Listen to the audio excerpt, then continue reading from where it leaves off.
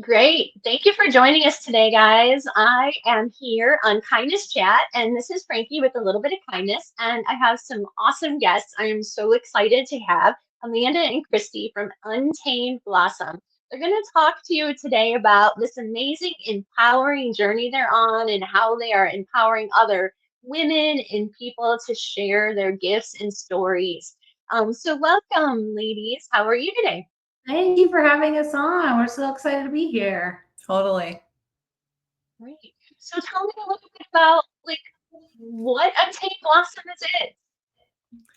Yeah. Start. What isn't it? That's the question.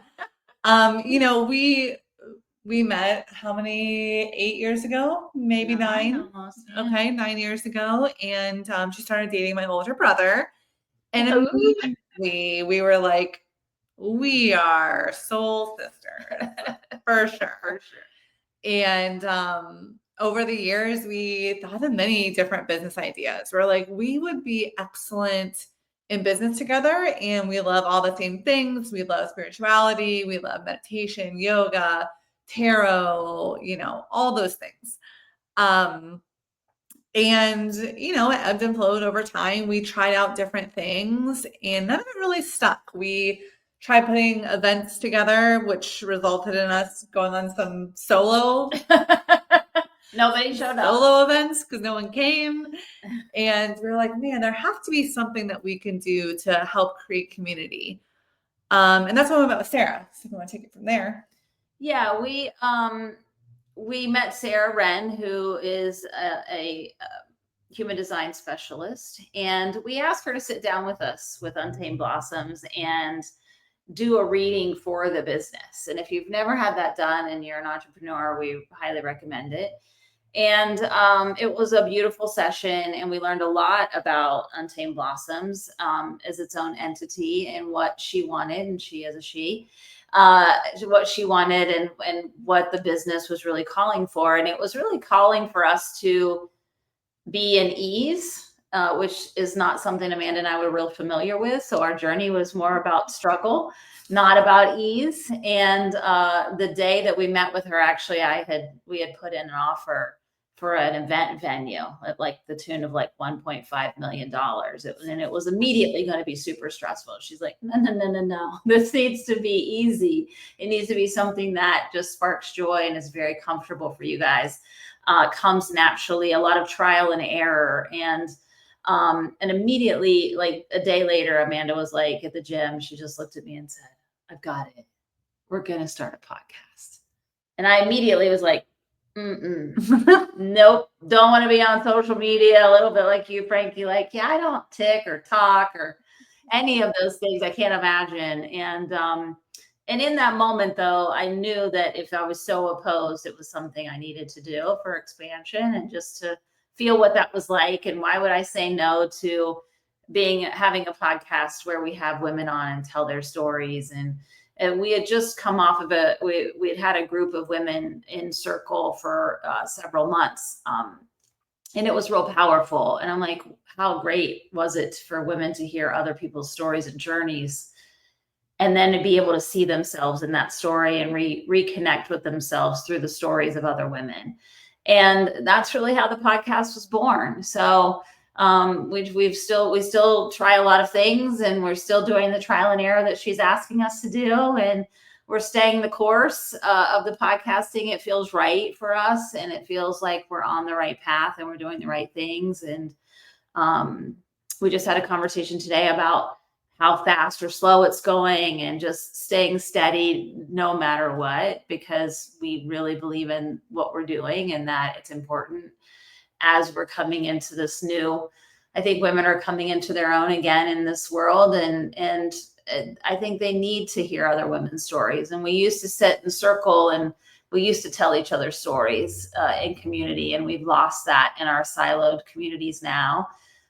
Women are very lonely, and we just want to reconnect women, and doing it digitally seems to be the right way versus doing it in person, which is how we started. It was surprising to us because if anybody knows Amanda, she can get a group together like nobody's business. And so it was really strange that nobody came, because that's not really how she operates. If she puts something together, there's 50 people here. That's typically how it goes if it's for her. And it's just funny how the energetics, how the universe really was like blocking that and like, nope, this is not it. Try again. And so it's been a journey, and it's been great. And we've just steadily been, all of our numbers continue to increase every single week and month, and we just continue to meet the most incredible women doing the most incredible things in their own growth, in the world, in community. What they're building, what they're attending to, what they're trying to grow is all really powerful stuff. And so it's the highlight of our week to sit and talk to women who are doing really cool things all over the place. So That's awesome. And how long have you been doing this? So if someone's thinking they have an idea and maybe it sounds crazy, like you have to start somewhere, right? And start somewhere. Yep. And we did start in a little room in my house with a single microphone and a blanket over our heads, and just trialed it. And we interviewed our friends, people we knew that we felt comfortable with, so we could practice interviewing. And it's been about a year and a month now. Yeah. And maybe just like an actual year since our first one aired, I think. Yeah. So, we just kept saying that we don't have to be perfect. We just have to start. And if that's something I can put in everyone's little ear, is just don't wait for the perfect conditions, for the right equipment, or say like, well, how do I make money from this thing? It's just start. Just get the most basic of things that you can find to get it up and running, and just go and learn along the way.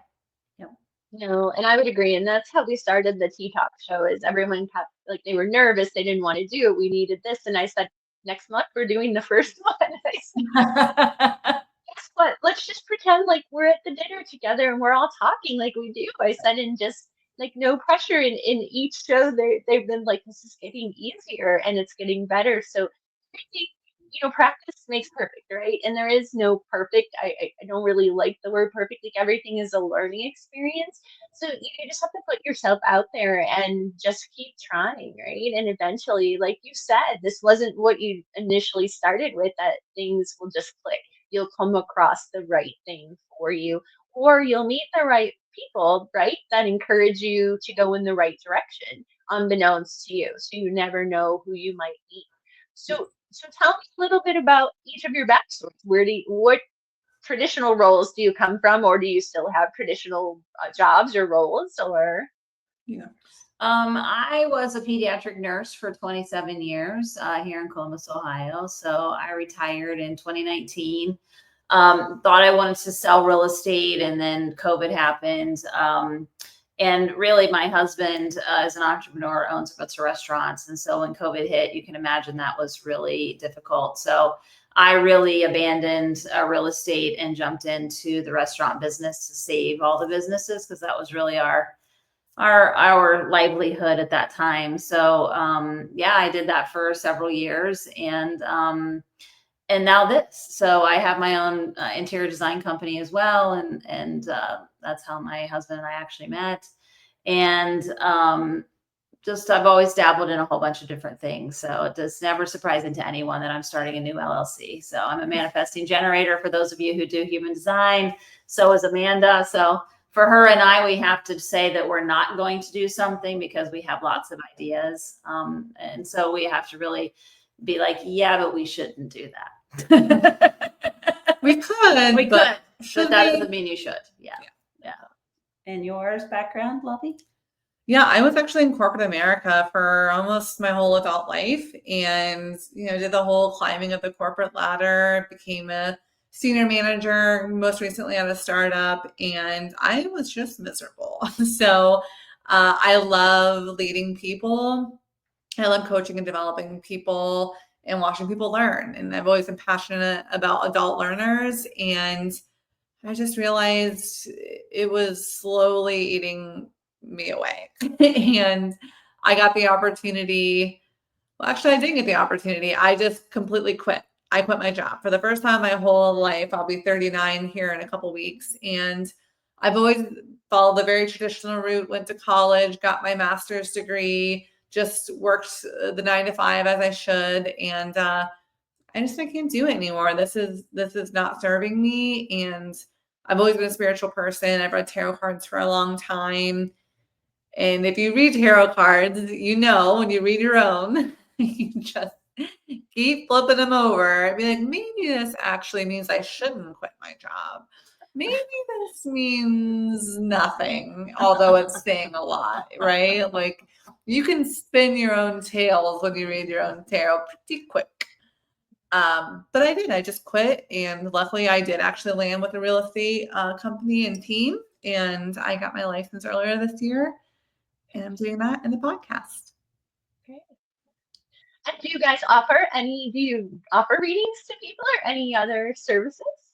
It's on our website. Yeah, she offers readings. It's on our website that you can find it. Yeah, and we have our good friend Sarah Renz on our website too for human design readings, mostly because the human design reading for us has literally changed our relationship with ourselves as well as with our business. And so we just found the way Sarah does it is also so powerful and so relatable that I've had human design readings before, but not like the way she did it. So if you've not been involved with that world, she's definitely the way to be introduced to it. So Awesome. And where can they go to find you? Where is your show at? You want to tell people a little bit about that? Yeah, so you can stream all of our podcast episodes on iHeart. You can stream it on YouTube, Spotify, and Apple Podcasts, and you can actually watch episodes on YouTube as well. So we produce 2 episodes each week on on YouTube, 1 audio, 1 video. And we have an Instagram account, we have a Facebook account, but we really would love for people to find us on whatever streaming platform they use. Yep. We also have a website, untamedblossoms.com, that you can visit. And so like the key turning point, like if you had to tell someone where there was a moment where they were, like you said, thinking of quitting their job or that, can you think of like the key turning point or the motivating factor that made you both say, yeah, this is the time to do it? Something that would motivate others to, fear can be a really big discouraging factor for people. You get paralyzed by fear, right? So I've read and I'm studying a life coaching class to work on that, but it's all about, you can be afraid but still move forward, right? There's always that sense of fear that things won't work out, or I don't like to use the word failure, that you might have a life experience that didn't work out quite as you thought, right? But you can pick up and move on, and like you said, there's trial and error. So what was like the key motivating moment or factor, or were there any that like kind of said like, or it was just being together that we can do this? I will tell you, 6 years before I quit my job, I read a book called When to Jump about quitting your job. And that was 6 years before I actually did anything about that. So I would say trust yourself, trust your intuition, trust your gut. Like if you're being told over and over again that something isn't serving you, eventually the universe will tell you in a pretty big way. Christi can attest, like towards the end of my career there, I was just miserable health-wise, mental health-wise. And I had known for a long, long time that environment wasn't conducive for me. So I would just say to anyone listening who is even thinking about it, things will work out. It's 2025. There's many ways to make money. I'm not going to say it's easy. It's hard every single month still, and I'm a year from quitting my corporate job. But you'll figure it out, and you have to weigh what's more important, your mental health, your relationships, your relationship with self, or being comfortable and feeling that false sense of security that often the wrong thing can provide. So take a risk on yourself. The universe will provide if you trust and you continue to surround yourself with the right people. I 100% agree with that. I think for me, I wasn't miserable at my job, but I wasn't connecting with it the way I did before. And I think anybody who does pediatric nursing with kids, it's a service. You are absolutely 100% in service, and it is hard. And you you have to maintain that level of servitude. And I was finding it burdensome, like I was feeling disconnected from it. And so for me, if my whole heart wasn't in it every day and I couldn't pour my entire soul into being there for those kids, I wasn't doing them proper service. And so for me, I was like, I hit a milestone birthday shortly thereafter, turning 50. And, you start once you hit, a half a century, you go, wow, my life is possibly more than half over at this point, right? And I'd always had side hustles and other businesses, and I think most nurses do honestly have a creative side. That I needed to nurture that, and I wanted to give it an opportunity to really nurture my entrepreneurship. I've always tried to have businesses on the side and hustles on the side, as we called them, but I wanted to give it an opportunity to really show me where it was going to go. And it has, and it's been great. It's not always my first year. It wasn't so much financial. I will say that my whole identity was tied up though in my role as a nurse. And my dark night of the soul came after I quit, not before. Of just understanding that I am, period, is a whole sentence. And it's not, I am a mother, I am a nurse, I am a grandma, a juju, we can fill in that word. But I really struggled with, what am I if I'm not a nurse? What am I if I'm not a Nationwide Children's Hospital top 10 in the world pediatric ICU nurse, right? Like, you realize your ego is real attached to those titles after you leave. And I was talking to a whole bunch of real educated people every day, right? You're surrounded by a bunch of professionals. And then I left that world, and I missed that for a while, right? And so there's some definite shifts when you change, or when you jump off the cliff, that you have to figure out about yourself. But that was a journey of self-discovery. In the end, you don't know it when you're going through it, but you're like, wow, I don't know what I've done with myself, and I don't know why I'm in these circles with people I don't like, and some of them are really not educated or smart, and you just start to miss some of those things. And it was really about finding self, and it was a cool journey, but it wasn't without its moments. But it's all worth it. I think it's all worth it now. Yeah. No, well, it sounds like you're interviewing and meeting some amazing people on your journey now. And so tell us one more time what the name of the show is, where they can find you guys, your website information. Yep, we are Untamed Blossoms. You can find us on Facebook, Instagram, on our website, untailedblossoms.com. You can follow us on Spotify, YouTube, iHeart, and Apple Podcasts, all under the Untamed Blossoms show. Yeah, great. Well, I can't wait to see what guests you're going to have on next. And I definitely have subscribed, and I'm excited. And it was a pleasure meeting you, lovely ladies. And I look forward to talking with you again. Thanks, Frankie. We Thank appreciate you. you having us on. All right. Have a good night. Night.